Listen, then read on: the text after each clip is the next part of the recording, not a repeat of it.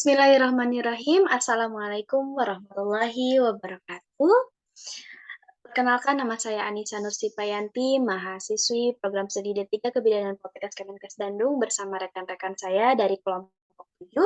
Di sini kami akan mempresentasikan hasil dari diskusi dan hasil dari perancangan kami berupa proposal bisnis atau bisnis plan, di mana kami bisnis ini dari jasa kesehatan, yakni klinik kasih bunda. Baik, untuk mempersingkat waktu, sebelumnya saya sampaikan terima kasih atas yang diberikan penjelasannya sebelumnya dari Bapak Dr. Saiful Anwar selaku dosen pengampu dari mata kuliah kewirausahaan ini. Baik, selanjutnya saya akan memperkenalkan anggota kelompok kami, yaitu ada Adela Fitri, Alivia Nurul Syamsi, saya sendiri Anissa Nursipayanti, Febianti Eka Putri Utami, dan Rizka Wanda Septian. Baik, untuk selanjutnya akan ada pembahasan mengenai ringkasan dari produk atau jasa kami yang kami sudah rancang. Silahkan kepada yang akan presentasikan. Baik, terima kasih kepada moderator. Di sini saya akan menjelaskan ringkasan mengenai bisnis plan dari kelompok kami. Nah, klinik bersalin ini merupakan bisnis atau usaha di bidang kesehatan yang saat ini mempunyai prospek yang sangat bagus dan bahkan kedepannya akan cenderung meningkat lebih tajam. Klinik bersalin merupakan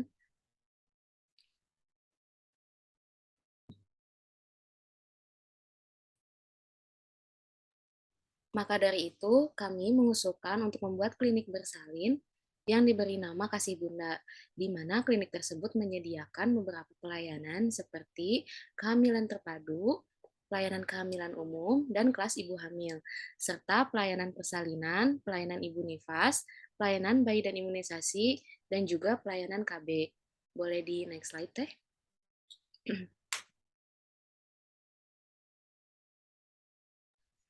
Berikut untuk deskripsi usaha.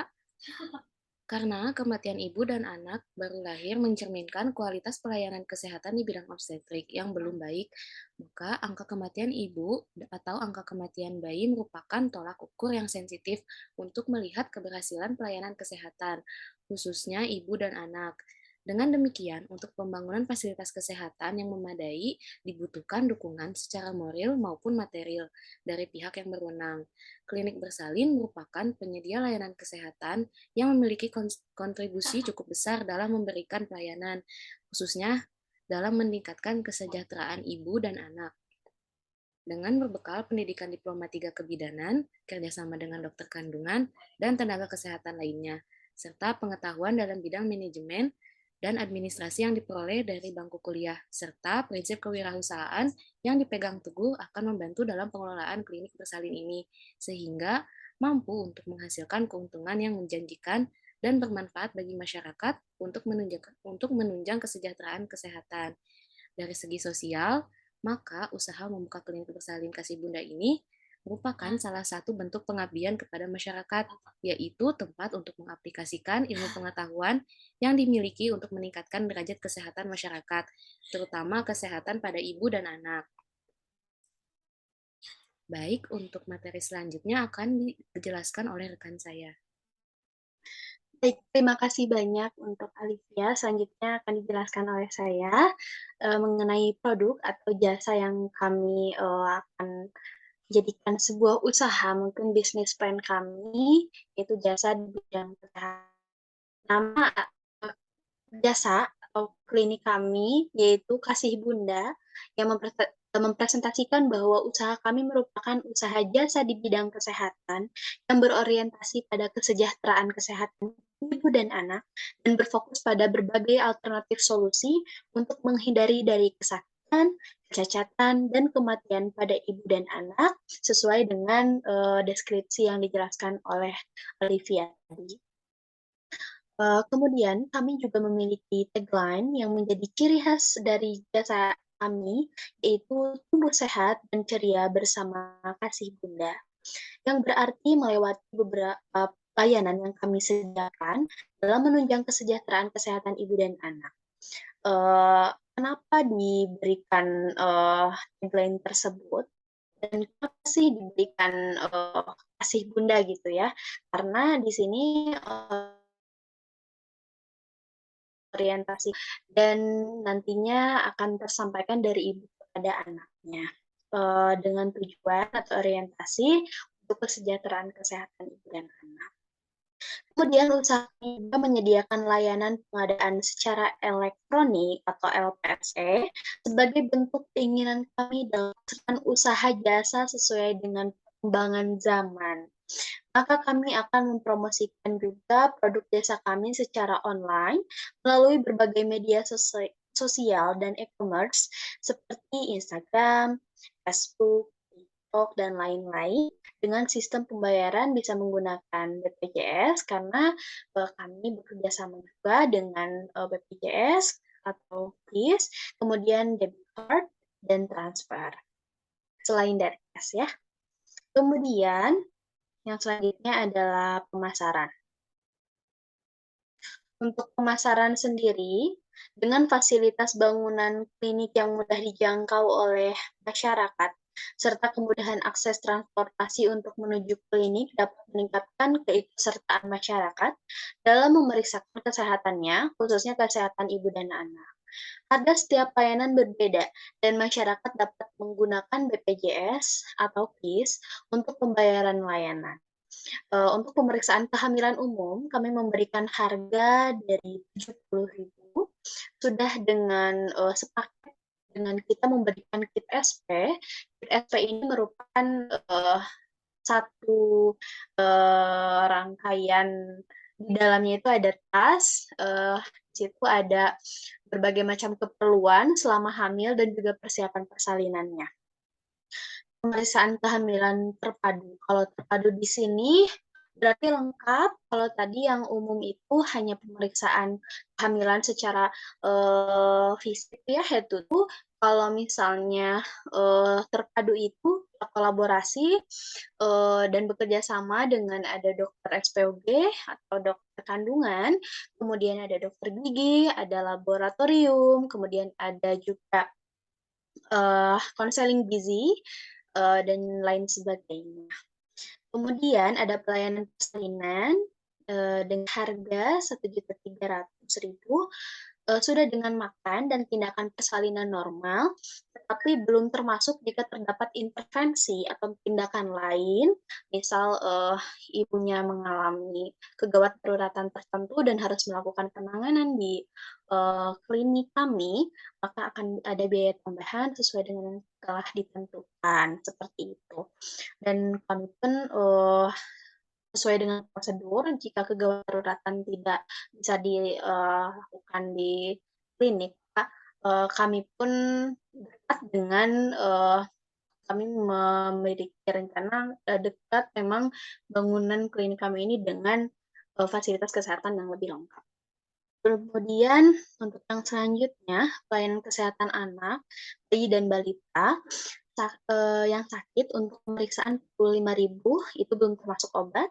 Pelayanan imunisasi bayi dan balita tergantung jenis imunisasinya dengan range harganya 250.000 sampai 600.000. Pelayanan pemasangan KB IUD dan implan, yaitu 250.000. Pas ibu hamil dan nifas, pendaftarannya Rp20.000, sudah diberikan membership card dan panduan kelas. Pertemuannya lagi sebesar 50.000 dan ini bisa memilih ya untuk, kelas ibu hamilnya itu beragam, ada kelas yoga, ada kelas, untuk berenang ya, berenang ibu hamil, ada swimming pool-nya dan, sudah, dengan snack tadi dengan harga mulai dari Rp150.000 sampai Rp300.000. Baik, di next slide. Nah iya, sebelumnya dalam hal promosi, kami menggunakan berbagai media sosial yang tadi kami sampaikan, kemudian promosi dalam pelayanan pertama pasien baru dan promo-promo spesial layanan di hari-hari tertentu. Kemudian keunggulan kami yang lain adalah, tadi letak yang strategis, tenaga kesehatan yang sudah qualified, fasilitas lengkap kesehatan ibu dan anak, dan layanan terpadu untuk ibu hamil disertai fasilitas kelas ibu hamil, juga kelas ibu nifas, serta memberikan kit SP pada awal pemeriksaan kehamilan. Eee, Kemudian yang selanjutnya, di sini saya akan, menjelaskan mungkin sedikit, makna logo ya tadi.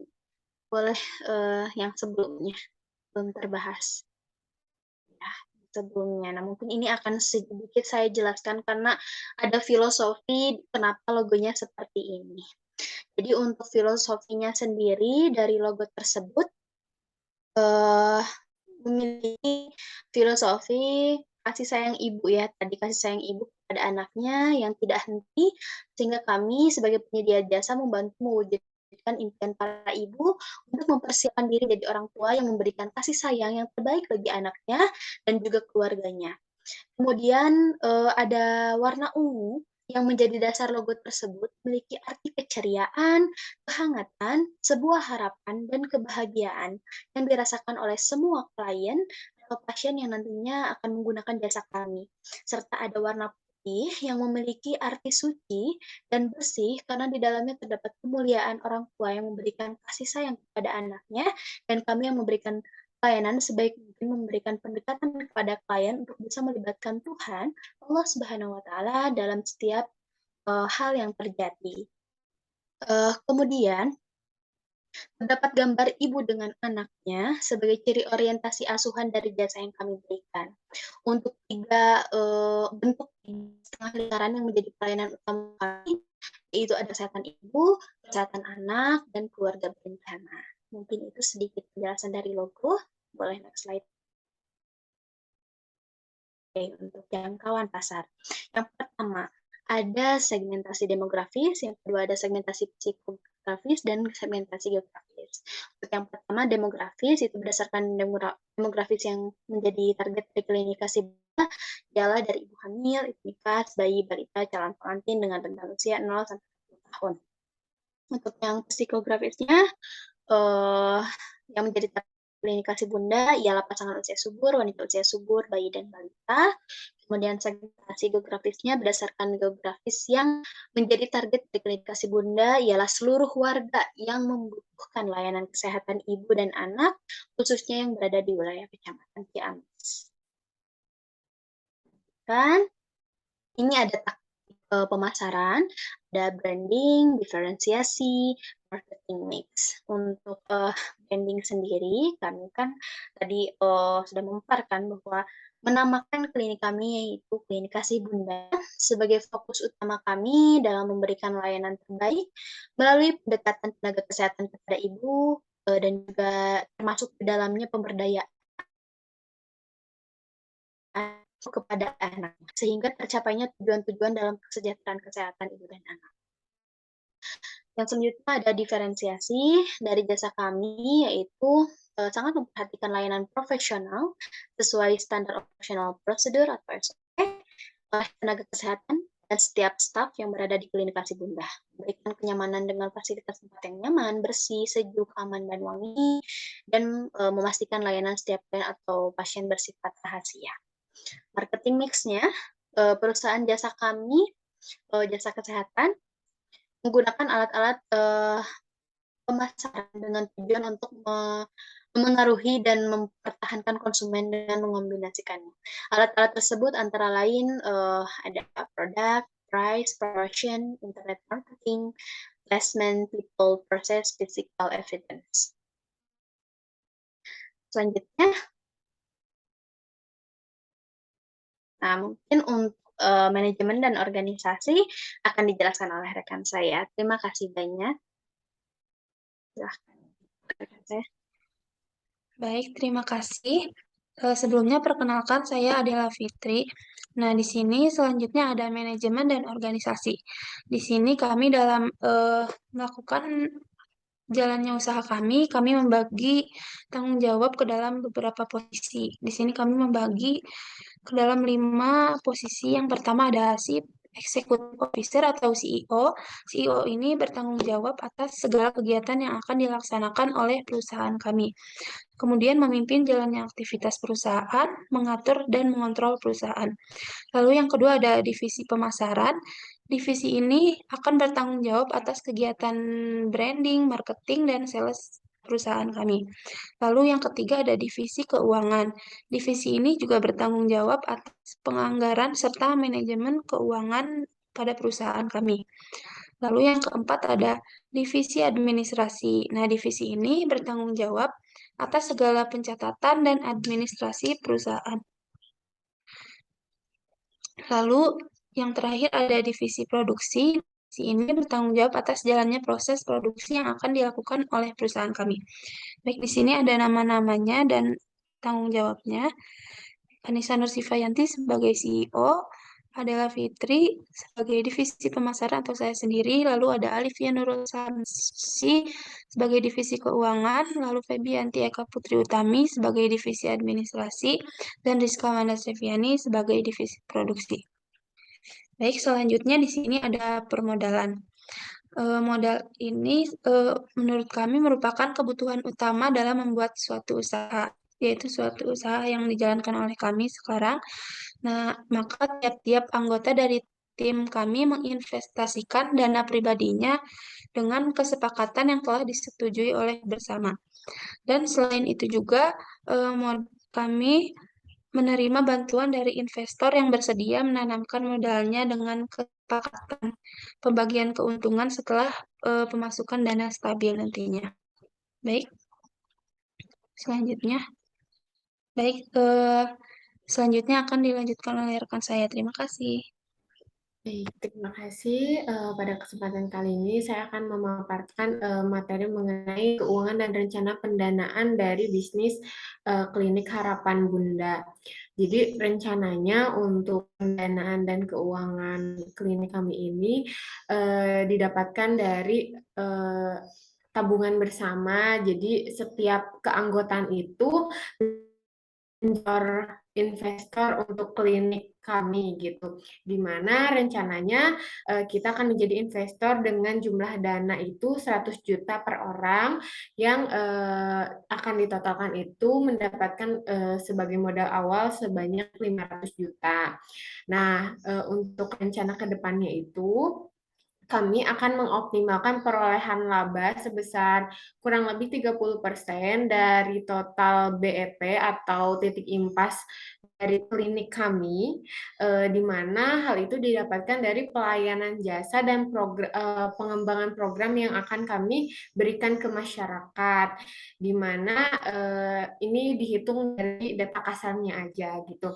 Untuk perincian dari sumber dana dan rencana pendanaan itu akan kita mulai susun ketika evaluasi dari 1 bulan perjalanan program atau pelayanan dari klinik kami gitu.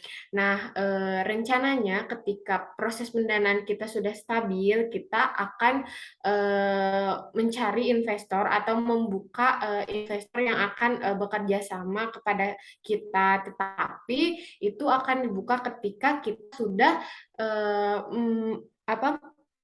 melakukan evaluasi pelayanan dan program selama 1 bulan dulu. Jadi diharapkan setelah berjalannya pelayanan atau program selama 1 bulan, baru kita evaluasi dan bisa bekerja sama dengan para investor. Karena untuk mencapai kestabilan dana keuangan dari bisnis kami, yaitu Klinik Harapan Bunda. Next, untuk deskripsi kegiatan atau deskripsi rencana kegiatan ini sebenarnya ditargetkan selama 6 bulan, di mana 6 bulan ini diharapkan kondisi pelayanan dan program yang akan kami jalankan itu sudah bisa stabil, baik dari segi pelaksanaan kegiatan maupun dari segi keuangannya, di mana di bulan pertama ini kita proses untuk pembangunan klinik dan pemesanan dari kelengkapan alat-alat kesehatan, dari mulai fasilitas untuk pelayanan maupun fasilitas untuk program. Yang ketiga, kita akan mulai rekrutmen pegawai dan kolaborasi dengan dokter-dokter atau dengan perawat, dengan bidang administrasi itu kita akan mulai di bulan kedua dan ketiga selagi pelayanan program itu berjalan. Dan yang keempat itu kita akan mulai membuka klinik dengan pelayanan dan pengembangan program. Ini akan dilakukan 1 bulan, kemudian kita evaluasi. Untuk selebihnya, ketika proses pendanaan dan pelayanan program sudah stabil, baru kita akan bekerja sama dengan mitra sebagai investor.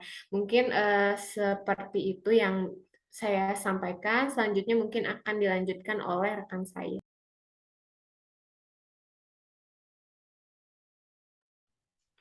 Baik, terima kasih.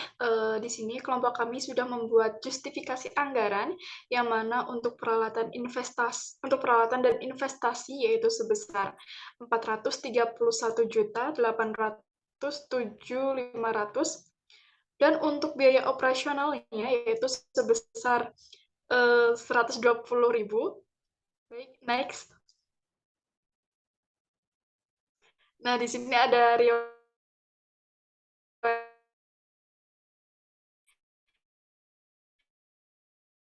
D3.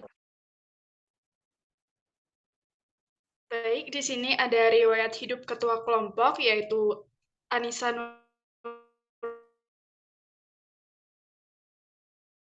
Nursifayanti, belakang pendidikan D3 Kebidanan Bandung, Poltekkes Kemenkes Bandung, tanggung jawab dalam bisnis klinik ini yaitu sebagai Chief Executive Officer atau CEO, dan usaha yang pernah dirintis yaitu yang pertama bisnis baju via online shop, sudah dikembangkan mulai dari 2020 sampai 2021. Ada bisnis cemilan salad buah yaitu 2020 sampai sekarang. Dan yang terakhir ada bisnis cemilan ringan dari 2020 hingga sekarang. Baik, selanjutnya. Untuk riwayat anggotanya sendiri, yaitu yang pertama ada Febianti Eka Putri Utami, kelahiran Madiun tanggal 5 Februari 2002, dengan latar belakang pendidikan D3 Kebidanan Bandung, tanggung jawab dalam bisnis sebagai divisi marketing, usaha yang pernah dijalani yaitu usaha bunga hias yaitu pada tahun 2021, dan yang selanjutnya yaitu ada Rizka Wanda Seviani, kelahiran Subang 9 September 2002 dengan latar belakang pendidikan D3 Kebidanan Bandung, Poltekkes Bandung. Tanggung jawab dalam bisnis ini yaitu sebagai divisi produksi, usaha yang pernah dijalani yaitu usaha kuliner rice box pada tahun 2019. Next. Di sini juga ada Adela Fitri, kelahiran Banjarmasin 14 November 2001 dengan latar belakang pendidikan D3 Kebidanan Bandung, Poltekkes Kemenkes Bandung. Tanggung jawab dalam bisnis sebagai divisi marketing.